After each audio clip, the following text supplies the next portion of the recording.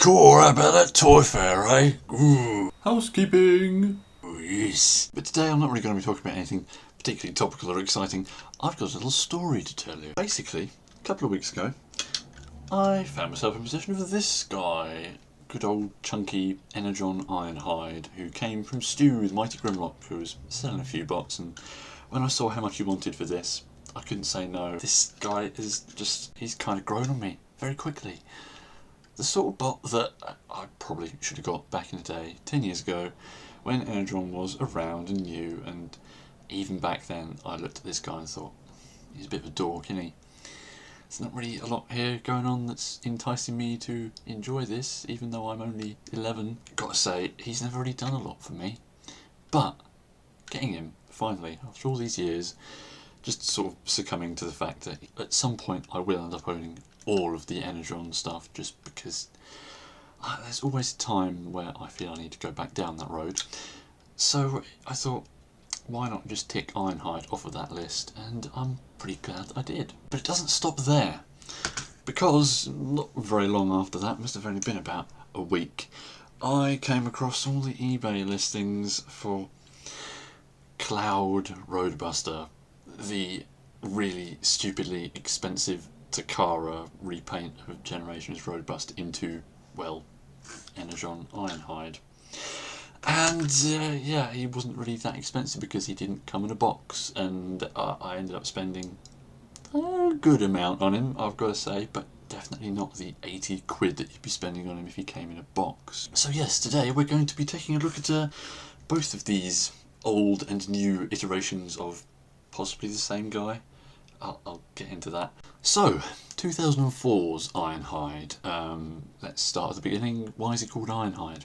I'd never really understood that even then. I mean, back in the day, when they reused G1 characters' names for new bots like this, it didn't mean anything to me because I didn't really know G1 Ironhide, and so you could say this was the first Ironhide that I knew about, but it still didn't really feel like the name quite fit.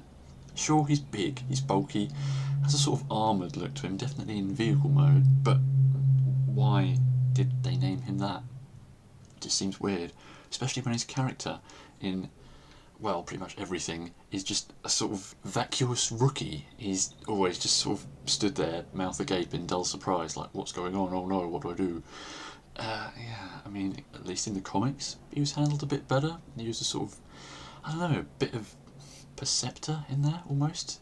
He'd spat out technical jargon and would know things about engineering and still be a pretty naive, young, ineffective warrior. But I guess that was a little bit more character than just standing there going, "Kicker, why are you kicking me?" in the cartoon. Yeah, it makes you think why they decided to stick the name of probably the oldest Autobot from G1, apart from Cub, onto the youngest character for Energon.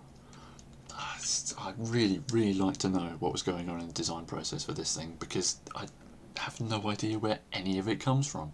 Because let's face it, first off, he doesn't look like anything from any other Transformers line. He's not homaging anyone from G1 like a lot of the Energon guys do, and he just pulls off that kind of 2004 chunk aesthetic, really, doesn't he? This is what 2004 is. Massive legs, cacophonous, there we go, cacophonous click, and silly firing missiles. Yeah, so all this stuff up the top here is, well, the gimmick, basically. This massive chunk has some batteries in, which Stu was very kind to provide to me, which means I can now do this.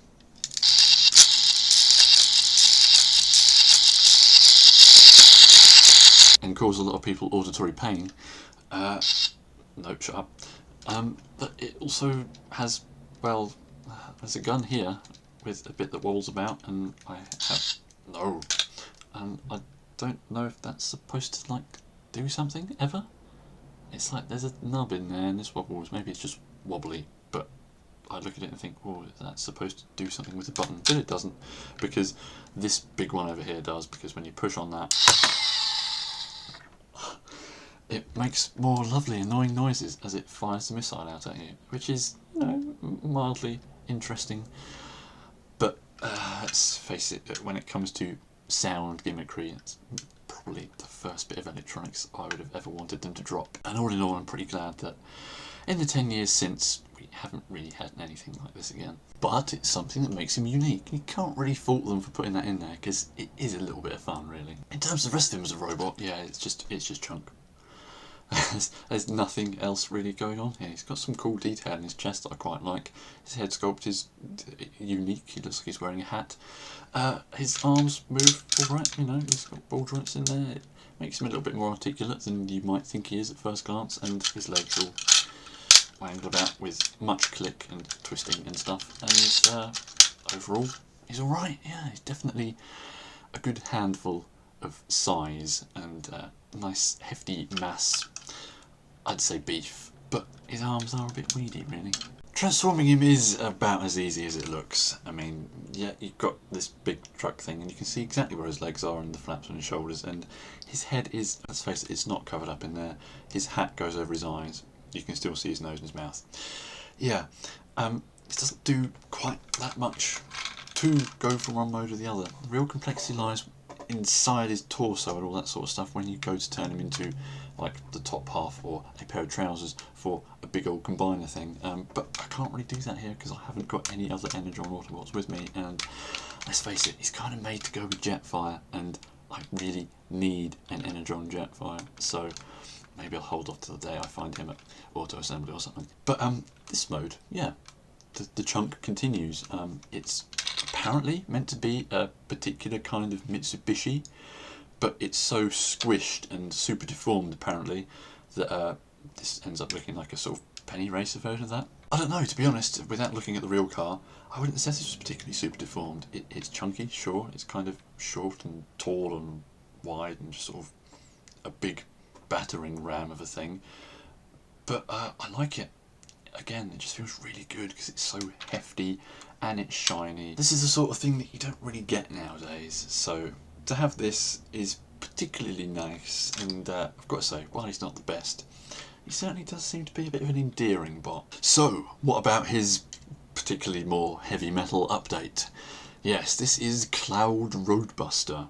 He's called that because Ironhide was called Roadbuster in Japan, and apparently because the original G1 Roadbuster never came out in Japan because that was based on a Bandai mould and Takara don't like Bandai, etc, etc. That means this guy was the first Roadbuster that Japan ever saw. So really, this guy means a lot more to people in Japan than actual Roadbuster would, which is an odd thought. First things first, I had my qualms about the Roadbuster mould.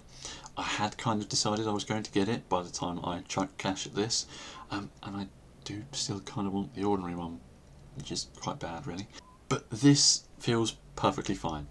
I feel like I've sort of skirted around any possible QC issues that the regular orange and green fella might have had with this, because it just works exactly as you'd expect. He's got click in like everywhere,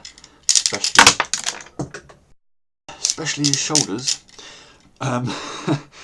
Yeah, the only real gripe I have with possibly my version of this is that you go to move anything around his shoulders here and it's very likely that this will fly off, hit the desk on the trigger for the missile, which will then fly somewhere else, and it causes a lot of pain, and why won't they just sit in there?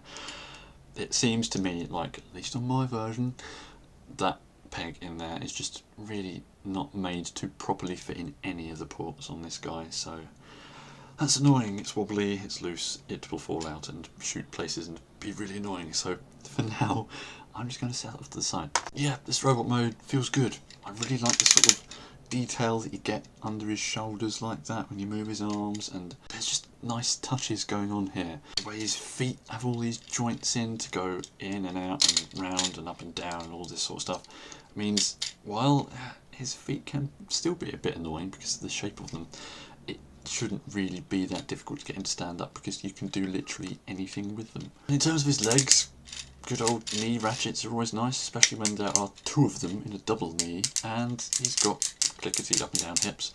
I have to say, that one is a lot lighter than that one. I don't know, maybe that's a QC issue? Maybe the gun falling out is a QC issue? Maybe this bit here being wobbly is a QC issue? Maybe that's why these were on eBay like that, loose? Because the factory sort of deemed them that they were quite not worthy enough to have an $80 price tag slapped on them? I don't know. That's going to be a bit of a mystery, but it's a fortuitous enigma because it means I've got my hands on this thing and it is really brilliant. His noggin here is featuring an awful lot of paint. It does mean he has denied piping, which is kind of a bummer, but the shiny blue he's got on his visor looks really nice. He's got silver on his face and brown on top of his head and gold in there, and there's like 4 paint apps just on his head alone, and that feels nicely high end. What's also nice is the fact that you don't have to stick stickers on him. I have to say that would have been a bit of a hassle with a normal Roadbuster. I would have enjoyed it and been annoyed by it, I think, in equal measure. So to have all the paint apps nice and sharp already on there, especially stuff like these details on his chest that make him look a little bit more like Ironhide, that's just really nice. And then you have his guns. Basically, I mean, I've got these set like this so that they look like the turret on old Ironhide, because I'm pretty sure that's what they were going for. When you can stick a missile launcher on his shoulder, and then you've got this rocket pod thing painted very much to look like the weird searchlight block on the top of here, it just feels like that is exactly how it's meant to be, and is a very clever use of the existing weapons for this mould. But then you get everything else he comes with, which I've basically just stuck together into one massive gun, because to me it doesn't feel like this is an assortment of separate guns. I mean, this one is this sort of big M16 thing, which I might have called an AK in a previous video. I don't know about guns. But all of this stuff just feels like a collection of, well, I don't know, maybe that's an extra stock, and then you've got a scope, and then another scope. I don't know.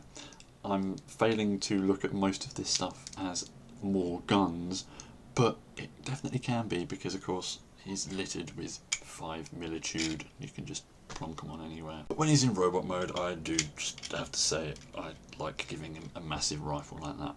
But what about his vehicle mode? And this is where some of the really nice touches do sort of show themselves a bit more, because I mean, looking at this without all the guns on, because I do kind of prefer it like this, I have to say, you can see there is even more Energon Ironhidery going on here. You've got that red stripe on the side, you've got gunmetal around this window, you've got the white fenders. All of that is right there on the old thing, and that just feels really good. They definitely have done a very nice job of this deco. I mean, yeah, you could say the front end shouldn't be red, but that's how it's going to end up. So I can live with it. But it does certainly end up looking like a bit of an Americomobile, especially when you stick all the guns on it. Yeah, this is a freedom enforcement vehicle if ever I saw one. This thing will destroy a small village, possibly in the Middle East. Yeah, it just looks mean, even in these nice sort of relatively bright colours. It looks like it can plough through a lot and bound about everywhere with these high set wheels, and yeah, destroy a good few city streets. I like this, but I have to say, overall, when it comes to this Cloud guy, there's just something, there is something that is just preventing me from really liking it. I don't know if it's the tolerance issues with some of the guns.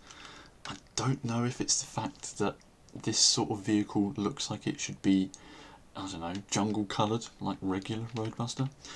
I don't know whether it's because I'm having a hard time deciding whether this is supposed to be Roadbuster in Ironhide's colours or Ironhide in a Roadbuster body. I could do with some supporting fiction for this, because I look at this and I don't know who it's supposed to be. So, while Cloud Roadbuster definitely scratches the itch of wanting an Energon homage in something Generation Z around the Thrilling 30, I've got to say I'm feeling a barrier to total full enjoyment of him. And maybe that's because I only just got the thing he's based on, and I'm still rather enjoying this as something new. So, I guess that's something to be said for buying something new along with the older version of it. There's a lesson to be learned there, because I've got to say I've never experienced this before. Buying an update and the original pretty much around the same time and enjoying them both as a new figure, it's kind of a weird feeling, because I've got to say, while Roadbuster here is really nice, it is a really good mould, I've got to say. If you can get beyond any possible quality control issues that this thing has, whether it's red or whether it's orange and green, then I think you've really got to go for it. it does pack a lot of nice stuff in, and a lot of that nice stuff is beautiful wretcheding. But the whole 5mm play thing is great, even though it does confuse me a bit with a lot of the stuff he comes with. But this is a good mould, and it's definitely worthy to go on anyone's generation shelf and to stand next to similar Voyagers of the recent year. But at the same time, this guy is just really satisfying. He's big and he's blue and he's shiny and he's got massive shins and even more click, and I don't know, represents a kind of youthful exuberance which has kind of faded into the past now as I have grown older. So, bit of an odd one this. A strange tale to be told about Ironhide and Roadbuster, or perhaps Ironhide and Ironhide, or Roadbuster and Roadbuster. Confusion. By the way, my thanks go out to Stu for this big lug and, well, the kind of force that made me go and buy this slightly smaller lug. So, till next time, have a good one, and remember, only you can fund further Unicron Trilogy homage work. It is the American way.